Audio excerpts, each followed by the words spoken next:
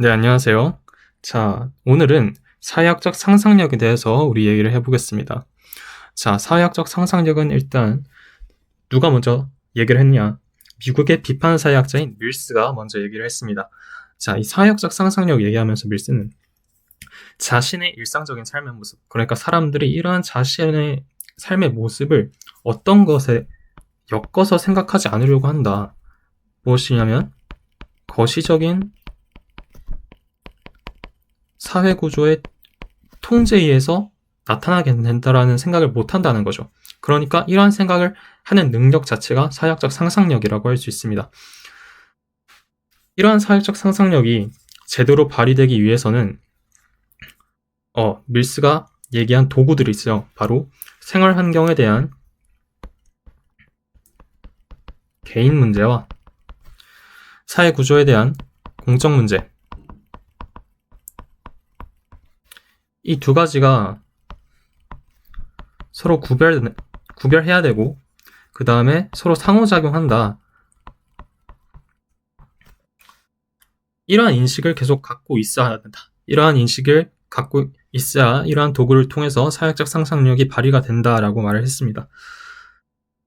이를 통해서 개인은 자신의 삶의 모습을 제대로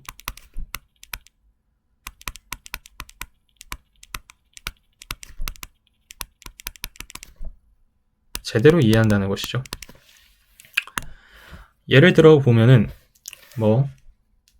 취업 문제, 청년 실업 문제 해보겠습니다. 취업이 안 된다. 취업이 안 되는 원인에는 스펙 부족, 공부가 부족해, 내가 좀 게을러, 약간 이런 것들이 있겠죠. 이런 게 바로 개인 문제인데, 그럼 공적 문제는 뭐가 있을까요? 조금 더 시각을 넓혀서 공적 문제를 바라보면, 지금 경기가 침체되어 있구나. 그래서 기업에서 일자리를 늘리지 않구나. 또 최저시급이 올랐구나. 급여가 올랐구나. 그렇다 보니까 새로운 직원을 더 뽑지 않겠구나. 이렇게 사회구조에 대한 공적 문제로 시각을 확대할 수 있겠죠. 청년 실업에 대해서. 이렇게 개인 문제와 공적 문제를 구별하고 이 두 가지가 서로 상호작용한다라는 것을 인식하는 능력, 그게 바로 사회학적 상상력이고, 이걸 발휘했을 때 나의 지금 상황, 나의 일상적인 삶의 모습을 제대로 이해할 수 있다는 것입니다. 자, 이러한 사회학적 상상력을 기든스는 세 가지의 유형으로 체계적으로 분류를 했는데요. 바로 역사적 상상력과 인류학적 상상력과 비판적 상상력입니다. 자, 역사적 상상력은 쉽게 말하면 다른 시간과 비교를 한다는 거예요. 자, 다른 시간이라 함은 현재 우리 사회의 모습의 시간에 과거의 시간을 말하는 것입니다. 현재 우리의 사회 모습이 과거의 역사적 유산들 속에서 형성이 되었다는 점을 인식하게 되는 거죠. 그리고 과거랑 다른 시간과 비교를 하게 되면서 어떤 것을 우리는 알 수 있을까요? 현재 사회의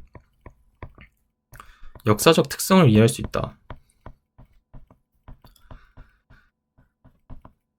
특징들을 또 이해할 수 있고, 이러한 이해하는 사고 방식이 바로 역사적 상상력입니다. 자, 예를 들면은 어떤 것들이 있을까요? 지금 우리나라의 극심한 교육열 문제를 역사적 상상력으로 바라보면은 과거에는 어땠죠? 과거에는 과거 제도가 그 당시에도 아주 활발했었다. 많은 선비들이 이 과거에 응시하고 통과하기 위해서 굉장히 노력을 했었죠. 그리고 고도성장기 시기, 70년대 고도성장 시기가 있었는데,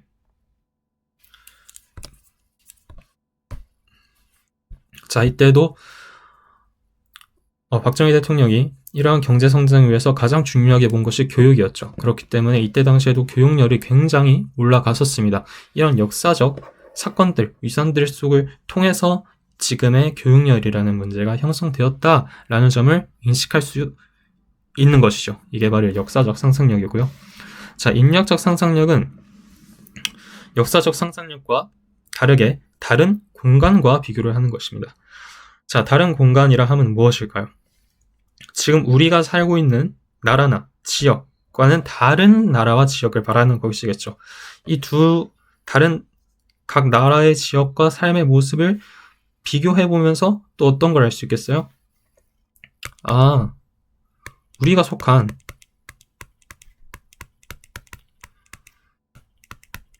지역의 특성을 이해할 수 있겠죠. 이것도 예를 들어보면 각 나라마다 다른 제도 같은 거 한번 생각해 볼 수 있을 것 같아요. 담배 연령 다른 거, 아니면 성매매, 합법 여부 같은 것들이 있겠죠. 어떤 나라는 아예 담배를 완전히 금지하는 나라도 있을 것이고, 그러에 반해 우리나라는 담배를 만 19세 이상만 사고 피울 수 있게 하는구나. 또 성매매 같은 경우에는 우리나라는 완전히 금지하고 있지만 유럽의 어느 나라들 같은 경우에는 성매매를 합법화하고 있다라는 건 우리가 알게 됨으로써 우리가 속한 나라와 지역의 특성을 제대로 이해할 수 있다는 것이죠. 자, 그 다음 비판적 상상력입니다. 자, 비판적 상상력은 이 역사적 상상력과 인류학적 상상력 토대로 만들어지는 것이에요. 자, 우리가 다른 시간과 비교를 해보고 다른 공간과 비교를 해봄으로써 우리는 뭘 할 수 있어요? 현재 우리 사회 모습이 절대적으로 고정되어 있는 것이 아니고 변하지 않는 것이 아니구나. 고정불변이라는 것을 알게 하는 능력, 그게 바로 비판적 상상력입니다. 그러다 보니까 지금 우리의 모든 질서와 가치, 규범 이런 것들이 상대적으로 보이게 되고 의문시하게 되는 것이죠. 이를 통해서 우리는 어떤 사고를 할 수 있다? 대안적 미래를 사고할 수 있다.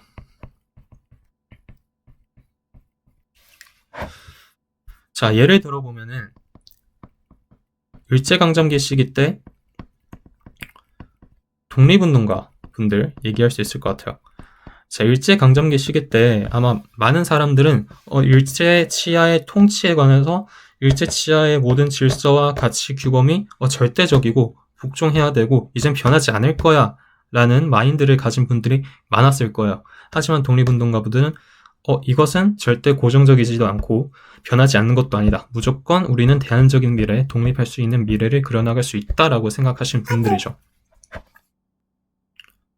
자, 이렇게 사역적 상상력부터 역사적 상상력, 인류학적 상상력, 비판적 상상력까지 우리 함께 보았습니다.